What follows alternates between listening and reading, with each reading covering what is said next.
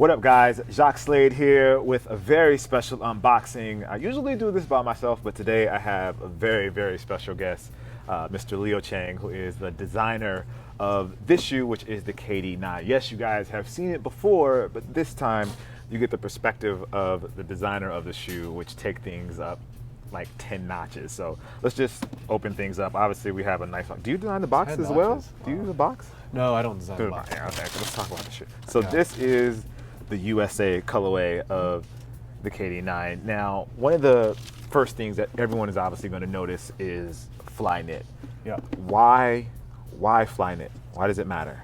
Flyknit's something that KD's been asking for a while, since he actually wore the Flyknit racers back in London. Oh, wow. And he just fell in love with the way it felt. It was just super comfortable, just wrapped around his foot, and he just loved it. And so he's been asking for it since then, and so we've been trying to find ways to implement it in the shoe the right way, and it took a little while to get there, but I think we finally got a really nice solution for him. With the Kobe, when he first used Flyknit, they had a little backing to it. It doesn't feel like that same kind of backing is here. Yeah. It seems like it's a little more free for less of. There's lack still of a better word. some lining on the inside, for sure, but we try to reduce that as much as possible so that you get really the natural feel of Flyknit. When you guys started working on the KD9, what was the big thing for him? Well, it was interesting because I was asking him, like, hey, like if you had a dream shoe or like the perfect shoe, what would that feel like?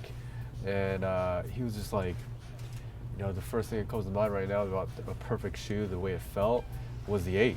A year before the 8 came out, like he was at the Bo Jackson gym at Nike, and he was trying it on, and like he had this bounce to a step that I hadn't seen before, and he was just like doing windmill dunks, and I was whoa. I just wanted to take the things, so like how do you make something that he already feels like is perfect even better? So for us it's like a little bit of like a give and take, right? Like he tells us like his insights, and then we kind of also show him what's behind the curtains at Nike and what we're trying to cook up for him. So with this, it was just how do we amplify the things that he loved about the 8? So the Zoom bag, and then just even this engineered textile upper. So the idea here was, on the 8, it was a consistent 10 millimeter thickness bag, and we now have increased it to actually taper from a 16 millimeter thickness to 10 on the forefoot. So, and actually what you see here in the midsole is, you think it's a lot of midsole right here because you just see the slab, but actually that's just a frame really for the airbag. But on the inside it's really pretty minimal. Actually in the forefoot and in the heel, we corded out, so just like a straight up hole in the midsole, so you're riding right on the Zoom bag. So you get that really amazing bouncy Zoom feel that if you love Zoom, it's even better. So, yeah.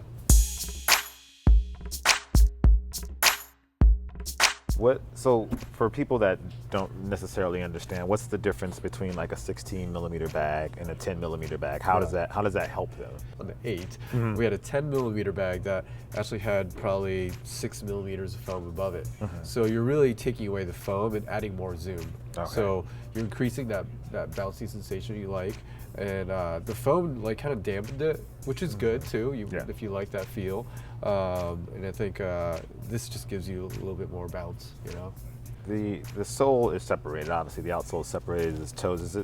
How does that reflect on KD's style of play? Yeah, I think the way he moves on the court, he's just super fluid, super smooth the way he moves, and so we just wanted that feeling of smoothness with this little snap with that zoom. So, I think we actually had a full length bag on the KD6 Elite.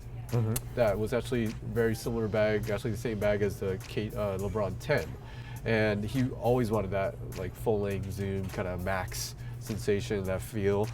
But when we put it on the 6, he initially loved it, and then as he kind of started wearing it more and playing harder in it, he actually felt like it was kind of holding him back a little bit. It was too stiff, it was too clunky, it was too heavy, it was slappy, it wasn't flexible.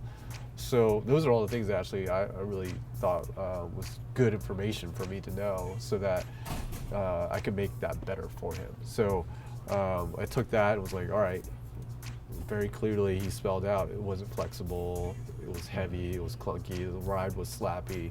So those are things I need to improve on. So looking at this bag, you know, it's similar. It's the first time we've actually tapered it, but you know, looking at how we adjust the geometry here in the back and actually adding the articulation of the forefoot, it just made that ride just so much better. KD mentioned earlier in his interview that one thing that was important for him was being able to play inside and outside, and I know that's really important to like kids because like they have one pair of shoes and they can't always play in the gym.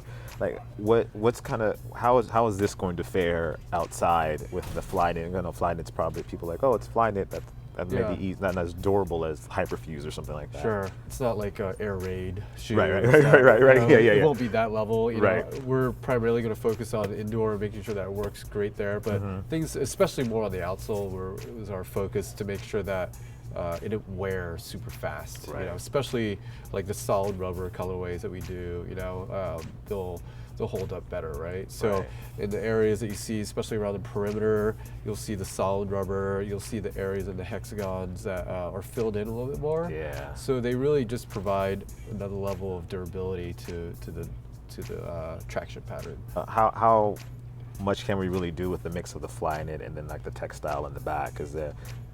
Will it always kind of be like a two-tone kind of thing, or will we be able to like? You'll see some stuff like.